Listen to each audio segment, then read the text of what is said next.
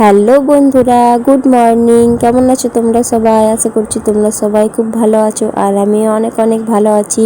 চলে এসেছি আবারও একটা নতুন ব্লগ নিয়ে। তো এখন আমি রয়েছি যে ছাদে। তো স্নান টান করে এখন আমি এসেছিলাম ছাদে কাপড় মেলতে। তো মেলা হয়ে গেছে। আর এদিকে দেখো সুজিটা রোদে দিয়েছি, কারণ পিঁপুড়ি লেগে গেছিলো, সেজন্য থালাতে করে রোদে দিয়ে দিয়েছি। আর এদিকে দেখো বাবু কি করছে, আমার কোলে খেলা করছে। তো দেখো আমি আমার মুখে হাতটা দিচ্ছিল, তো আমি ওকে বলছিলাম আমি কামড়ে দিই তাহলে।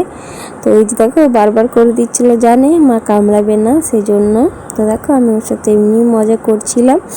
তো ওকে বললাম যে একটু হাই করে দাও। তো এই যে দেখো, তো এই যে দেখো কি সুন্দর কিউট আমার পাপাটা।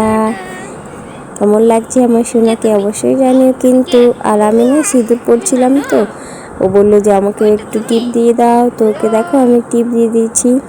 তো এই যে দেখো এটা হচ্ছে আমার বাবার বাড়ি থেকে দেওয়া কানের, আমার বিয়েতে, যেটা আমার মা বাবা আমাকে দিয়েছিল বিয়ের সময়। তো কেমন লাগছে কানের দুলটা তোমরা কিন্তু অবশ্যই জানিও।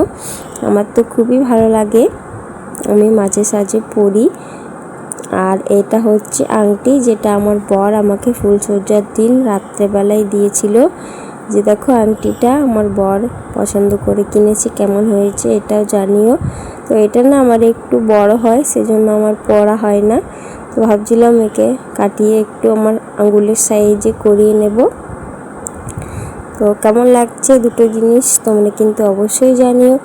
আর আজকে তোমাদের দাদাভাই এসে দেখো 1 বস্তা আলু নিয়ে এসেছিলো, কারণ আমাদের না আলুটা অনেকটাই লাগে, যেহেতু আমাদের জয়েন্ট ফ্যামিলি, সেজন্য আলুটায় অনেক বেশি খরচা হয়। সেজন্য তোমার দাদাভাইকে বললাম যে 1 বস্তা আলু নিয়ে আসবে, আর দামটাও কম ছিল। আর এদিকে দেখো সংসারের সব কিছু জিনিস নিয়ে এসেছিলো। আর এদিকে একটা ফুলকপি। চলো আজকের মতো টাটা।